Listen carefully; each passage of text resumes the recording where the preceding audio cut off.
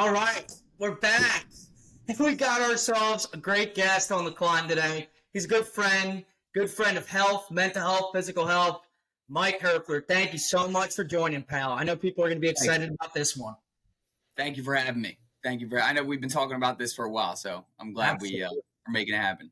Absolutely. Mike's always someone I love to talk a little bit about health, mental health. He is probably known to people around him as Andrew Huberman of, whether it's Philadelphia or Bucks County or Penn State.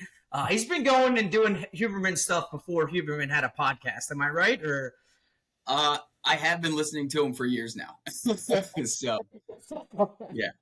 there you go. And I think one thing that I really give you a lot of credit for is you had a movement on social media for grounding. All those counteract, kids are taking off Yeah. their shoes and getting outside. You got an Yeah. account here to health that's always talking about meal prepping, fitness, motionless lotion, all of that, man. Why don't you give yourself a little bit of an introduction so that people can get to know you a little bit better than I can describe? Okay. Well, grew up back north and near you, north of Philly. In high school, was a pretty active guy, but was pretty overweight and had to kind of pursue this weight loss journey. And I kind of became more curious just about my health in general. And that led me to go to Penn State for a degree in kinesiology, where I discovered CrossFit.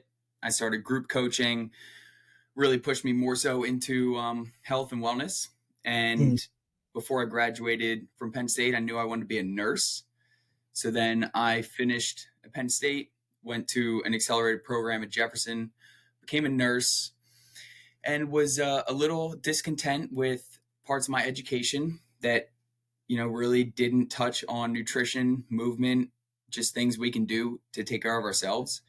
And then when I got into the workplace, was kind of upset about the culture of health and self-care and nutrition. We're in an institution where we're trying to better people's health, right? And we should be leading by example, and providing proper education. And there are, it's a tough system, a lot wrong with it. So I felt like it was fun to share these things with people, these discoveries, these cool little habits and interventions that I think people can do.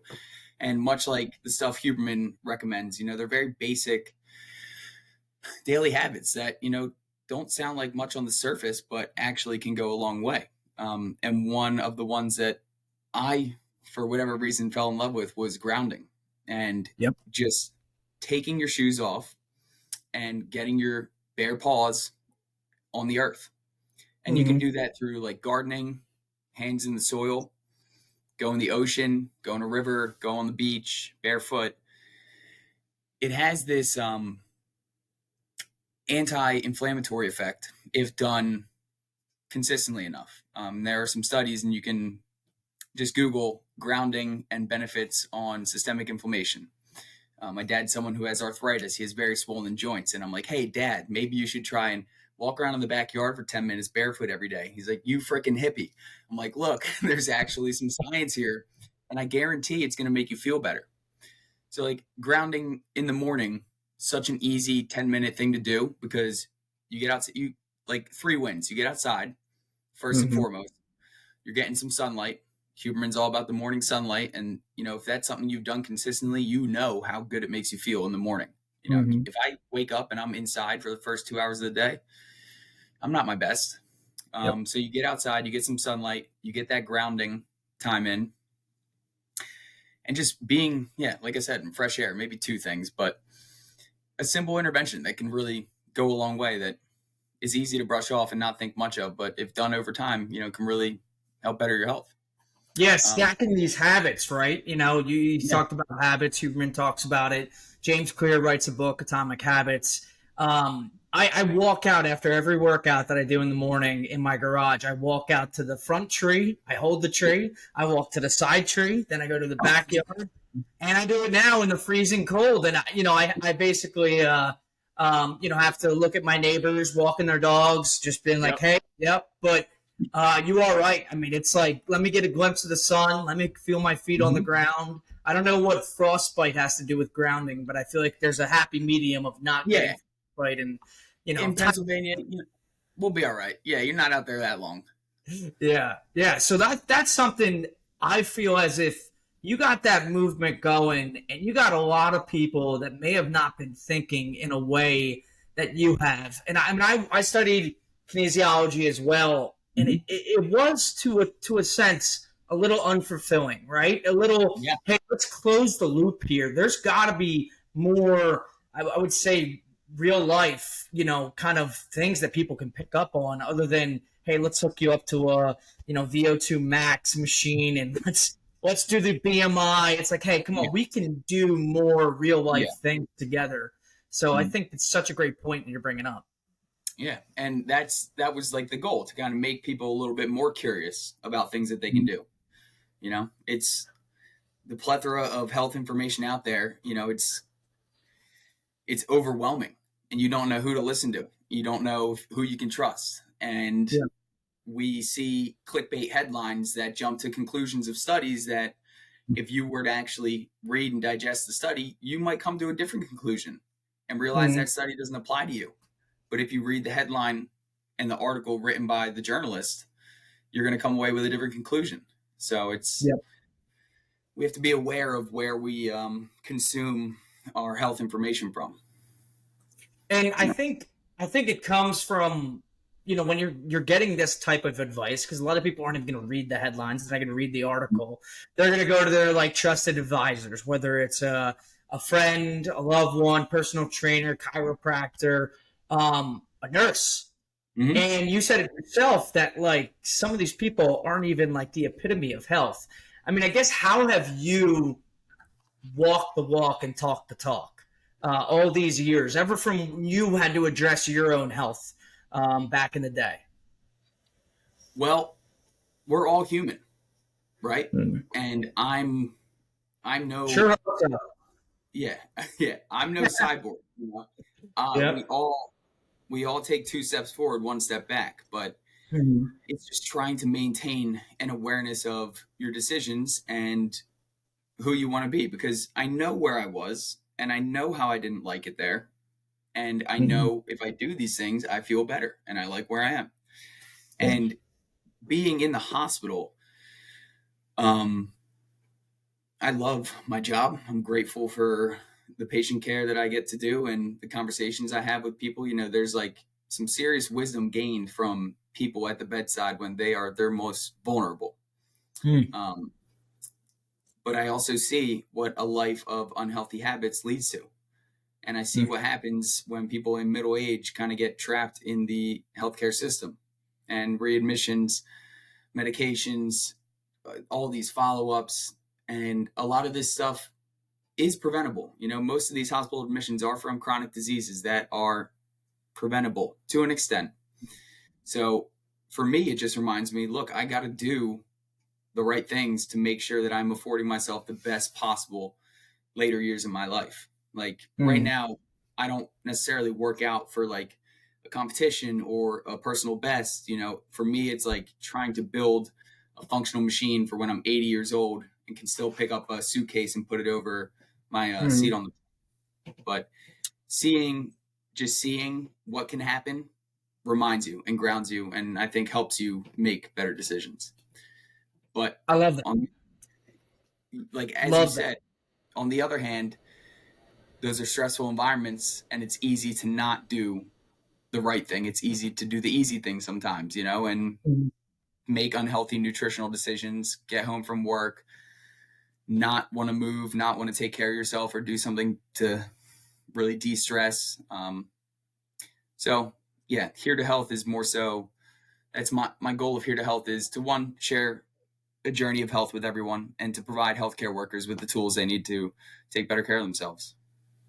That's awesome. I just listening to you, it's funny how we said like we're humans, but then you said, what machine.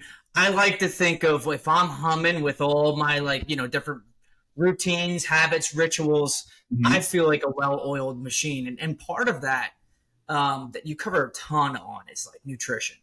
Mm-hmm. Um, I feel like we are in such a society of instant gratification, and I own up to kind of how I operate. I'm a very much a sprint interval guy. I'll have times of like intense Hmm. habits, routines, rituals, and there will be times like the holidays right now. Like, you know what? My wife's making cookies. I'm gonna eat a ton of cookies, and I'm gonna get back on the train. But Yeah. right now, Yeah. I'm gonna get off. Yeah. Um, and I'm still gonna take blood work. Still gonna get do what I need to do, but this instant gratification we have, it's so easy to go get a Big Mac. It's so easy to go get Chick-fil-A, Chipotle. And you think, like, oh, that makes me feel good. But you and I both know, and there was a saying I had, like, playing, at Ithaca with Whiteley, we said at the Mhm. linebackers, don't chase the shallow cross. That's the $5 bill. The $100 bill is the dig behind you. And Yeah. so this Big Mac, Chipotle, whatever it is, you have that every single day. Like, oh, it feels so good in the moment. But talk to me, Hirthler. Talk to me about living a life of eating healthy stuff and fueling yourself as that well-oiled machine. Because I know that's a much better feeling than the tub of ice cream and cookies I'm going to eat later. Hand up. It's Hmm. going to happen. And we're being honest here on this podcast. There's an Have ice to. cream place down the street. They got half off pints right now. I'm gonna get some for some Christmas presents for people. Hey, Anyway, you got a small cottage. You got to support them. yeah. So people, I don't think really know how good they can feel. You know, Mm-hmm. it's because of our habits and where we are, and your health is a delayed reflection of your habits, right? And we're young right now, and our bodies have an insane ability to compensate and almost pick up the slack. But if we don't change these habits, then things can turn bad pretty quick down the road, right? So today's society, you don't need to do anything. You don't need to work hard.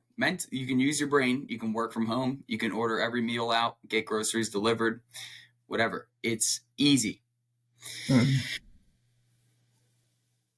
It's not always going to be easy. You are going to have to change. You have to grab the reins at some point.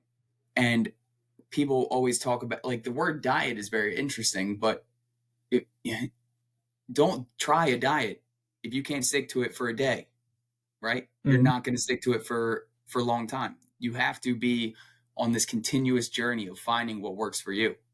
Most people eat the same 5 to 10 meals every week, slight variation here and there. Finding out how to fill those meals with high amounts of protein, fiber, whole foods, and things you enjoy, that's the journey, right? Mm-hmm. But instant gratification is the society we live in. And you can't, I live in Fishtown. I can walk blindfolded like 100 steps to 10 different places and get some of the best pastries, pizza, any kind of food I want. It is, Mm-hmm. I am surrounded by it. And that is just the modern food environment. Why is it when you go to a gas station, you can get every single candy bar you want? You can get a milkshake at a gas station. You have to, I don't want to say get a little distrustful, but you have to realize that no one else is looking after your health but you. Mm-hmm. And everything is profit driven. And that instant gratification pays the man and doesn't do the best for you. Cooking, and I think there are very few things that I dislike more about someone who is unwilling to cook, unwilling to try to learn to cook. Mm-hmm. There's a movie on Netflix that just came out, Leave the World Behind. All right? I don't want to go like conspiracy apocalypse, but imagine if the lights go out and there's a Yep. blackout, Do you know how to prepare a basic meal? If not, that's something you should try to learn, right? And what you'll find, I think, for most people over time is that cooking becomes fun, becomes meditative. You make something new for the first time and it's really good, you get excited about it. You are involved in the preparation, the thought process, the buying the ingredients, the preparing the ingredients, preparation of the meal, the cleanup. Sit down, enjoy it. You see that process all the way through. And that meal is fulfilling more so not just nutritionally, but mindfully as well, right? Mm-hmm. You know, how easy is it for us to order out, get dinner, sit on the couch, watch football while eating dinner, not even thinking about eating the dinner, and we're done, Mm-hmm. and we're like, damn, I don't even feel like I just ate. You know, Yep. we're a distracted society. You got to be intentional. You know, you have to really think about what is going to make you feel better. And most people, general nutritional recommendations aren't eating enough protein and aren't eating enough fiber. And sure, we're over consuming ultra processed foods, but I've found working with clients that elimination diets aren't always the best, you know, Mm-hmm. because if you tell me to not eat ice cream and then in 2 months I can have ice cream for 4 days, I'm just going to eat ice cream because I've missed it, you know? So Yep. you have to find a happy medium. Like you said, you're going to eat all those cookies. It's the holidays. They come around once a year. You know, Yep. this 2 weeks is not going to derail your entire year. But people with the instant gratification mindset have these short term mindsets. New year, new me. You know, 6 weeks, I'm going to be a changed human being. I'm sorry, but you're not. You're not. It Yep. takes time. And they want results too quick that when they don't get them, they're too fast to jump off and just say, screw it, it's not worth it. It would never work. You need to be patient. You need to be forgiving with yourself. And you need to think about doing this for the future you, Mm-hmm. right? Yeah, and I think a lot of what you say, and it's part of just who you are. It's very holistic. You Mm-hmm. talk about preparing a meal is more than just fueling your body. It's a sense of accomplishment. I did watch that movie. It's a good movie. I Yeah. suggest it's Yeah. interesting. Um, but I mean, you talk about not only just preparing a meal, but getting outside, getting the sunlight, getting feet to the ground. Okay, getting and moving, and all these things that like your body needs. It's not you don't have to be a rocket scientist to realize that our bodies were not made to sit in chairs for hours on end. And we've talked about the impact nutrition has on mood, but same with movement, same with just in general with your circadian rhythms and sleep, Mm-hmm. and all these different things that are so holistic that we could talk about someone that has bipolar disorder or someone that's an RN, nurse coach, traveling nurse, helping others. It's the same holistic approach that, sure, I might need some medications to help me out with, Mm-hmm. stabilizing some moods, but there's a holistic approach. And I talked to someone last week that's, we're rolling out an episode that talks about his bipolar disorder and how he takes a holistic approach. Mm-hmm. Mm-hmm. And so whether it's mood stabilizers or diabetes medicine, we're in a situation where you can take the medicine, but it's not a fix all. And Exactly. yeah, Exactly. And we're in a symptomatic healthcare system. You know, we don't try and prevent things. We treat symptoms and we manage things. But yeah, most people, no matter what your health issue is, would benefit from just getting the fundamentals in line, you know, Mhm. moving your body, eating properly, getting quality sleep, having healthy emotional relationships, managing your stress. Those things are main regulators of your entire system. And Mhm. if we can't get them under control, then medication can help, but it may, probably won't be as effective.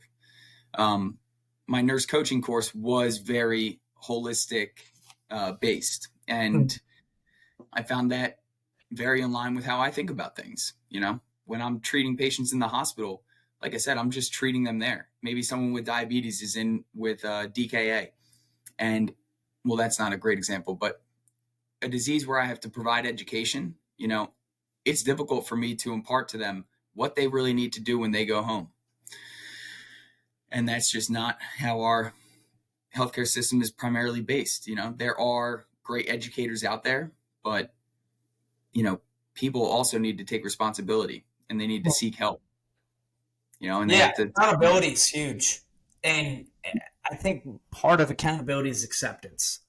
Mm-hmm. Is realizing, hey, I'm in this situation right now, and it's okay. Nothing's permanent.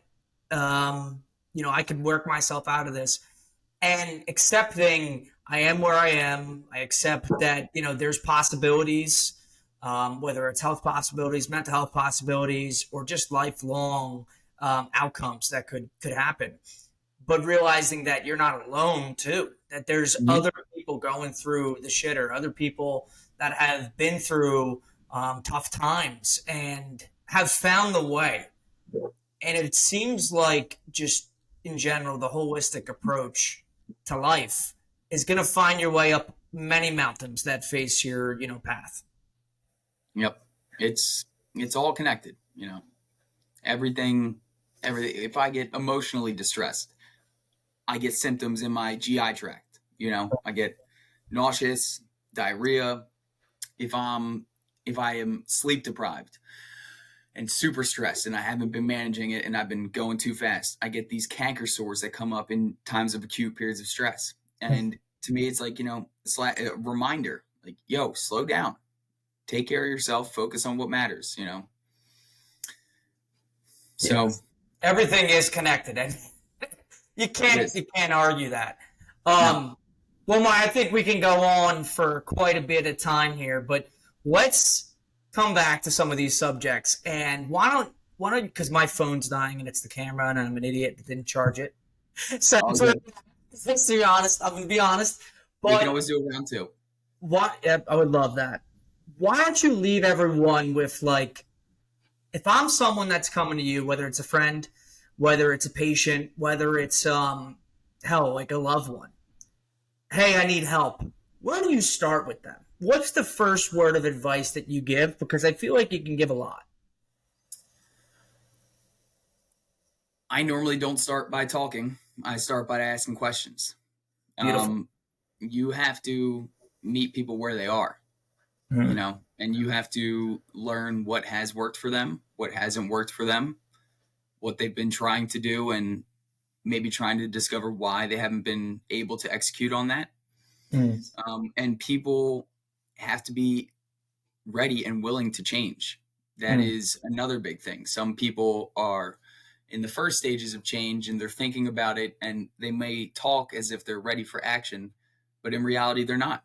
And sometimes you can help people get to that next stage, but sometimes you can't. And you have to wait until they're ready, because you got to want it for yourself more than anything. And I'm there to be there right beside you the entire way and keep you accountable and keep cheering you on. But, you got to want it. And sometimes tough love is necessary, you know, Mm. you gotta dish it out sometimes when people are talking one way and acting another. Like, look, you can't be upset that you're not getting the results that you want because you're not doing the things you need to do. Mm. And I would say people need to be more patient with themselves. They need to be more forgiving. They need to try and just do a little less. There's no need to try and stack on 30 habits at once and optimize your entire health in a month, right? It's not sustainable. Mm. Just do one step at a time, right? 2 steps forward, 1 step back. Still gets you forward. Hey, you're moving forward, right? Moving forward. That's And awesome advice, man. That's yeah, awesome. we can next time we didn't touch on resistance training and the importance of building muscle mass, for a plethora of reasons, but Mm. that's one we could do a whole separate episode on. No, I appreciate it too because I think the focus, obviously, like I said, we go in here with a plan and then it goes somewhere else. Yeah. But the holistic idea is so important. And then your last words of advice that you can't change someone, they have to be the force and agent of change is huge. Whether that's for your own journey or maybe supporting someone else. I know Exactly. that has been huge for me and so much stress. I know I can help so many people, but if they don't want to be helped, then that's fine. But at the same time, I am my own agent of change. I know I can be the energy to fix or work or make anything better for AJ Garbowski. And I feel like everything you do supports that. And I appreciate everything you do. And I'm going to be plugging your stuff online and hopefully you get some more followers and in general, the vibes continue through your accounts. Hey, thanks, man. We just got to keep sharing good information, right? It's all That's about all. conversations. One brick at a time, right? That's it. That's it, All my right. friend. All right, brother. Well, this is great. I appreciate it. I know we could go on more, and we will. We But will. guys, please check out Mike Hirthler online. He also has Here to Health. I'm telling you, he's a great follow. He's better than Huberman. Huberman's too mainstream now, and I know Mike would agree with that. He's more down to earth than Huberman going on all these podcasts. So Yeah, I yeah. I could say that. I've got 200 followers, so I'm basically your best friend, right? Uh, You you are communicate with. living on the ground level. This is your opportunity.